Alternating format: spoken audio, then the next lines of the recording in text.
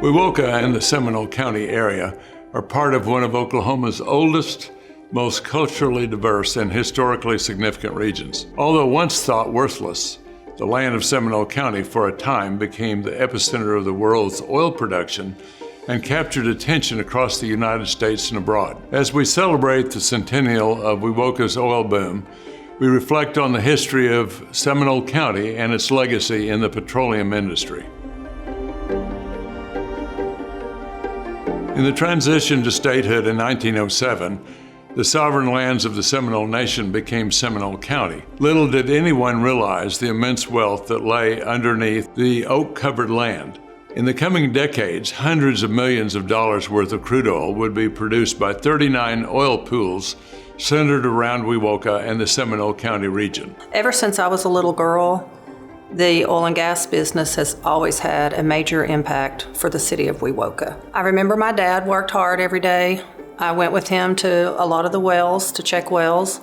I remember my mom sending me into the dry cleaners with his dirty clothes, and she would say, "Be sure and tell him that his clothes have oil on them," because they were always dirty. My grandparents worked hard for our town, and the oil business has just always been important to me in my life. Yeah, when I was younger, it was kind of a wild place. Probably had more beer joints than it needed. Of course, they slowly faded out, but it's just a bunch of good people.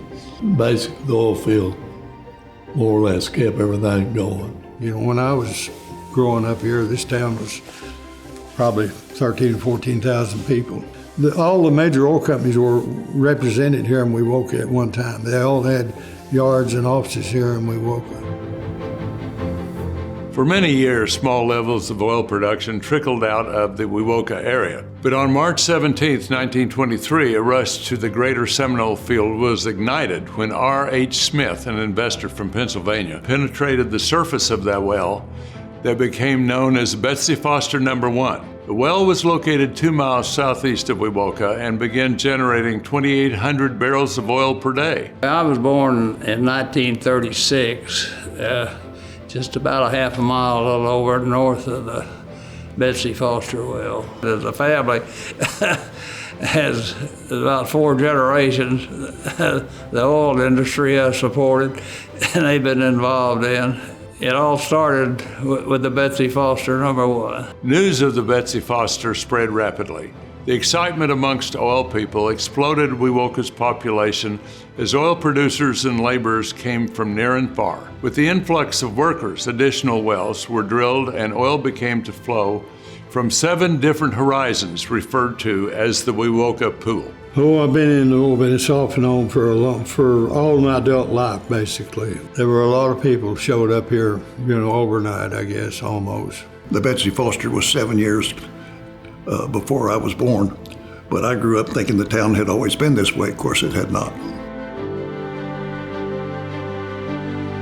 By the spring of 1927, just 4 years after Betsy Foster No. 1, it was estimated that over 15 million barrels of oil were sourced from the Wewoka Pool. The field was so successful that oil producers from overseas came to Wewoka, including Shell Oil, which was headquartered in the Netherlands at the time. Geologists were sent from Europe to investigate additional production sites. The wells up on the bluff by the water tower, they made a lot of noise. Boom, boom, boom, boom, boom, boom, boom, boom. One night about 2 o'clock, something went wrong and the well stopped. The booming stopped. Everybody in town woke up when the noise went away. The oil boom brought a lot more than just people to Wewoka. Almost overnight, buildings were built to house the 15 oil lease and royalty firms, 16 drugstores, 8 beauty shops, 6 bus lines, 12 doctors, 6 dentists, 40 lawyers, 12 blacksmiths and machine shops, 10 furniture dealers, 11 dry goods stores, and 8 lumber companies. Wewoka was kind of the hub of the area, and people come from surrounding towns to shop, and they'd park the horses they would keep down here on Park Street, and some of them drove the wagon and horses in back in those days, but it the town was really alive. And that's typically true when there's a new location, a new strike someplace. It's kind of like the gold mining deal, you know. And we had a lawyer behind every window downtown there just about. 5 picture shows, 5 or 6 lumber yards, 3 or 4 hospitals. It was a booming town. Because of the rapid population growth, merchant stock orders were doubled, tripled, and quadrupled to meet the needs of the exploding economy. Parts, pipe, casing, drilling rigs, and other oil field equipment flooded Wewoka's train depot. Thousands of freight shipments thought to be lost in transit were found hidden in the Wewoka Switch. The loss of much-needed materials and supplies in the overcrowded depot often meant businessmen and oil producers were left in dire straits, or as they famously came to say, caught in a Wewoka Switch. This place here would have up to 8,000 cars, train cars in it. Unreal. And that's what they would say, that if you wanted to find it from the United States, you'd be in the Wewoka Switch. Nationwide, really. I mean, it was kind of a big joke, you know. Everybody said, well, if it's lost, it's probably lost at the Wewoka Switch. 39 separate oil pools developed within the region that centered on Seminole County.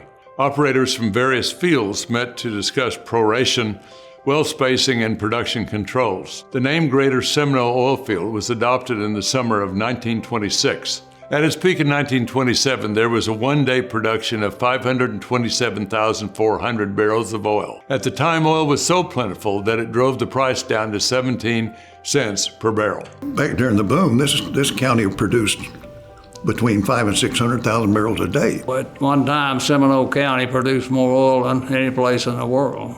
Wewoka saw incredible population growth as a result of the oil boom. From a small town of just over 1,500 occupants, it grew to its peak of over 20,000. Population has reduced slowly over time and has settled in today at approximately 3,500 citizens. Well, the major companies, they had a lot of production in the area, and they started selling it all as the wells declined. And after they started leaving, the independents, you know, would buy the wells, and some of them are still producing. I'm just pleased to see people turn out and remember what started it all. That well is not far from my house here, and it's still pumping. A lot of oil wells on it, still on it. All the concrete's still in place. There's a little dab of some of the equipment left, but not much. Although the giant oil boom ended in the 1930s, through the use of new technologies, the rich and generous fields of Wewoka and the Greater Seminole Pool continued to provide oil and gas resources to Oklahoma and the world into the 21st century. I think it's been very important to a lot of people, especially people that have been in the oil business through the highs and lows, and everybody just needs to continue to stay focused, and the progress will continue, hopefully, that we've set in place.